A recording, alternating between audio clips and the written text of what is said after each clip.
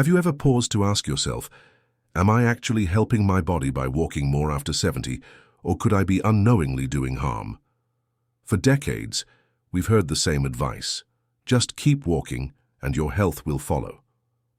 But lately, more experts are speaking out, suggesting that the reality might be more complicated than we've believed. Could it be time to rethink what we thought we knew? The truth is, walking alone might not be enough to maintain your strength, stability, and mental sharpness as you age. In this video, we're diving into the 5 crucial habits you should focus on to ensure you're staying strong, steady, and independent well into your 70s and beyond. These strategies are not just based on speculation. They're grounded in cutting-edge research about aging, movement, and cognitive health. You'll learn why walking, while beneficial, isn't the ultimate solution, and why focusing on strength, balance, joint health, mental engagement, and posture will have a far greater impact on your long-term well-being. We're not just talking about avoiding falls or reducing joint pain. These habits can truly help you add years to your independence and improve your quality of life. So, stick with us until the end. What you discover here today could transform the way you think about aging and your body's needs. Don't just walk your way through your 70s. Learn how to live better, stronger, and with greater vitality. Your body and mind deserve this attention, and this video will show you exactly how to give it to them. If you are not subscribed, subscribe and activate the notification bell so you don't miss any videos. Your support means a lot to me, and if you enjoyed this video, you can help me continue spreading the valuable lessons by liking and sharing. If you like the topic of this video, please comment 1. If you don't, please comment 0 to let me know how I can improve and make better videos for you. Now let's begin. Number 1. Strengthening your legs through resistance work. As we age, one of the most common and damaging misconceptions is the belief that simply walking is enough to keep our legs strong. While walking undeniably offers its benefits, it doesn't do enough to halt the muscle decline that accelerates once we pass 70. If we're being honest, walking alone simply doesn't challenge the muscles the way they need to be challenged in order to stay firm, functional, and most importantly, dependable. Imagine this. You could walk for an hour every day, yet without the right kind of resistance work, your legs may still lose strength where it matters most. Just think about the impact that could have on your everyday life. Resistance is the key to truly preserving leg strength, the kind of strength that keeps you balanced, secure, and confident in your movements. Take Martin, for example. He's 77 and had always prided himself on walking 3 miles every day. It gave him a sense of accomplishment, and like so many of us, he thought that this was all he needed to stay in shape. But over time, he started to notice something disturbing. Rising from soft chairs became a challenge. Climbing stairs made him nervous, and one day he lost his balance just trying to reach for a box on a low shelf. It was a moment of awakening for him. That's when his doctor explained a harsh truth. Walking, as it turns out, doesn't activate all the muscles responsible for true stability. Martin had stamina, yes, but he was losing strength in key areas, those very muscles that help him keep his balance and remain steady throughout the day. It's not just about having the energy to walk long distances. Your hips, thighs, and knees depend on muscle groups that walking alone doesn't engage fully. You need targeted resistance movements, things like body weight squats, seated leg lifts, resistance band exercises, and heel raises. And don't worry, you don't need to sign up for a pricey gym membership or lift heavy weights. The beauty of this is that even gentle strength-focused exercises done 2 to 3 times a week can make a world of difference in how you feel and move. Consistency is key. It's not enough to focus only on one part of the leg. To keep your body in top form, you need to target both the front and back of your legs. Let's face it, when your legs are strong, you're strong. You'll be able to move with ease, get up from a chair without that painful grunt, and most importantly, you'll significantly reduce your risk of falling. Muscle strength in your lower body doesn't just protect your mobility, it preserves your freedom. Walking may benefit your heart, but muscle strength, my friends, is what truly keeps you steady, safe, and capable of living life to its fullest without compromise. Number 2, exercises to improve balance and coordination. As we age, we often take our ability to walk for granted, thinking that simply maintaining a regular walking routine is enough to keep our balance intact. But here's the hard truth. After 70, balance is often the most overlooked yet crucial aspect of health. So many of us assume that if we're walking daily, then our balance must still be strong, but this couldn't be further from the truth. Walking tends to follow a steady rhythm, one foot in front of the other, usually on flat surfaces and familiar ground. But real-world balance demands far more than just walking down a straight path. True balance requires adaptability, quick reflexes, and the ability to stay steady when life throws us off guard. Picture this. When we trip on a loose rug, miss a step, or have to dodge an unexpected obstacle, we need the agility to react swiftly, without even thinking. But here's the problem. Unless you're intentionally practicing your balance, you may be losing that skill over time without even realizing it. Take Linda, for example, an 80-year-old woman who took great pride in her daily walks around the neighborhood. Her stride was steady, her energy levels were great, and she never felt winded. But one day, while she was in the kitchen, her grandson dropped a toy. It slid toward her, and in the split second it took to react, Linda stumbled and fell to the ground. It wasn't because she lacked strength or coordination. Linda was as strong as ever. It happened because she hadn't trained her body to respond quickly to unexpected shifts. In that instant, her reflexes were too slow. The truth is that balance isn't just about strength. It's about being prepared for life's unpredictable moments, and that requires consistent practice. The good news is that balance training doesn't need to be complicated to be effective. Simple exercises like standing on one foot while brushing your hair, walking heel to toe down a hallway, or even gentle movements like Tai Chi or controlled marching in place can make a huge difference. These exercises help strengthen the tiny stabilizer muscles in your hips, ankles, and core. But more importantly, they retrain your brain to respond faster when the unexpected happens, like when you trip over a mat, misjudge a curb, or need to pivot too quickly. Balance work is more than just a nice to have. It's essential. It's the key to staying on your feet, to avoiding falls that can have devastating consequences. That's why it's vital to make these exercises part of your weekly routine, not just assuming your balance is fine, but actively testing and improving it. Because let's face it, falls are the #1 cause of serious injuries in older adults, and they don't always happen because we're frail. Often they're caused by that one brief moment of losing control. It only takes a second for everything to change. So ask yourself, when was the last time you stood on one leg or made a quick turn without instinctively reaching for something to hold on to? These aren't just fun, playful drills. They're life-saving skills. The more you practice now, the better prepared you'll be for those unpredictable moments. And trust me, having the ability to react quickly could mean the difference between a minor stumble and a fall that takes months or even years to fully recover from. It's never too late to start strengthening your balance. The sooner you begin, the longer you'll enjoy the confidence and independence that comes with staying on your feet. Number 3, preserving your joints through low-impact activity. If you are still watching this video and find these lessons useful, please comment one below to let me know that you are still here with me. As we grow older, our bodies, particularly our joints, bear the weight of a lifetime of movement. Every step we take, every stretch, every twist, our joints have carried us through it all. They have withstood years of walking, running, standing, and bending. But here's the truth that we often overlook. Those same joints, the very ones that have served us tirelessly, begin to show signs of wear and tear over time. Walking, which is often hailed as the best exercise for seniors, can become a source of pain when done excessively on hard, unforgiving surfaces like concrete or pavement. Let me take a moment to reflect on a story. Take Robert, for instance. At 73, Robert was an avid walker, accustomed to trekking 5 miles every day in his neighborhood. For him, it wasn't just a form of exercise. It was part of his identity, a daily ritual that kept him grounded. But slowly over time, his knees began to protest.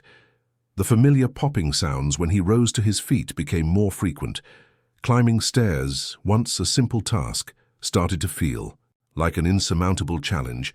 It wasn't long before Robert had to stop walking, not because he wanted to, but because his body simply couldn't bear the strain anymore. His doctor gave him a revelation that completely shifted his understanding of his situation. The problem wasn't walking itself. It was how he was walking. The repetitive pressure placed on his joints during long treks on hard surfaces had been damaging his already thinning cartilage. The lesson here is profound. After 70, it's not just about moving more. It's about moving smarter. It's about listening to your body and finding ways to stay active that preserve your joints instead of pushing them to the breaking point. For Robert, that meant shifting away from high-impact activities to ones that were gentler on his joints, ones that would allow him to stay fit without causing further damage. Low-impact exercises became a life-changing solution. Swimming, gentle yoga, aqua aerobics, or using a recumbent bicycle can keep you active without grinding away at those precious joints. These activities don't just feel better, they are better for your long-term mobility. But it's not always about dramatic changes. Even small mindful movements like seated stretches, hip rotations, and basic mobility drills can help increase flexibility and relieve tension without the damage that comes with long, hard walks. The goal is simple. Stay active, but do so in a way that honors the body you're in. This isn't a plea to stop walking altogether. Walking can still be part of your routine, but it should no longer be your only form of exercise. It should certainly never be done without taking steps to protect your joints first. Taking care of your joints goes beyond just switching up your exercise routine. It means warming up before physical activity, wearing supportive shock-absorbing footwear, and avoiding uneven terrain that can cause strain. It also means tuning in when your body is speaking to you, listening to those subtle signals that it's time to slow down, rest, or modify your approach. Too many people ignore these signals, continuing to walk or push themselves because they think it's the only way to stay healthy. But true longevity doesn't come from sheer endurance. It comes from honoring and preserving the body that's carried you this far. If you want your knees, hips, and ankles to keep supporting you well into your 80s and beyond, you must treat them like the invaluable assets they are. Choosing to walk less doesn't equate to giving up.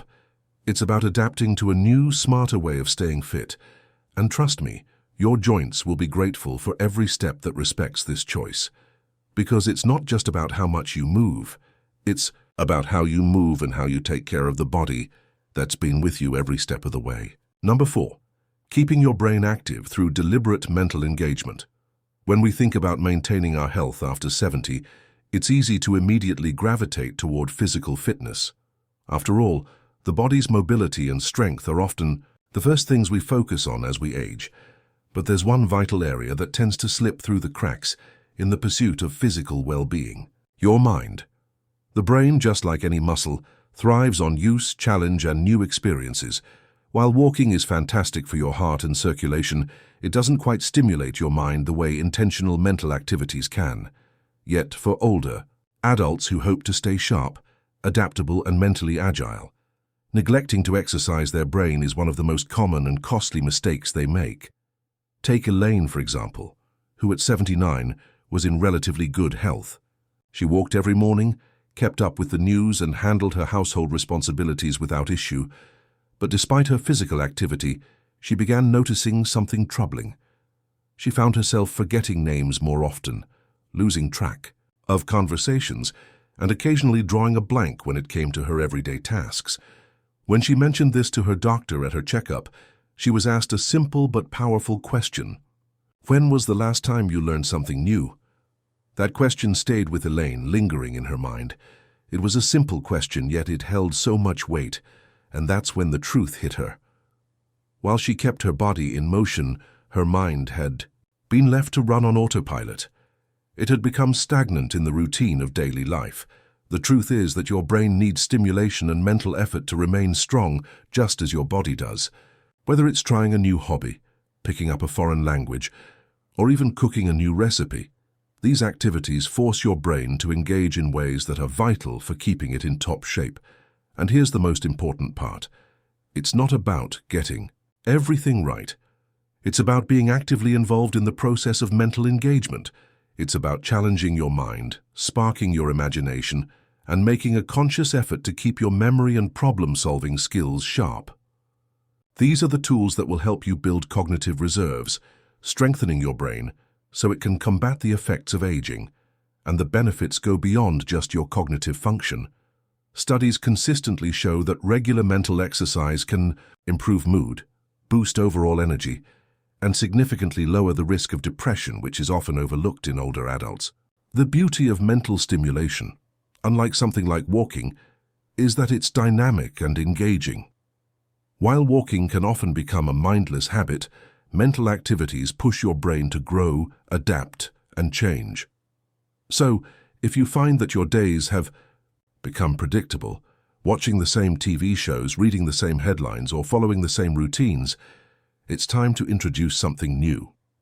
It could be as simple as doing a crossword puzzle, reading a book outside of your usual genre, or even joining a local discussion group. All these little efforts push your brain just beyond the comfort zone, giving it the challenge it needs to thrive.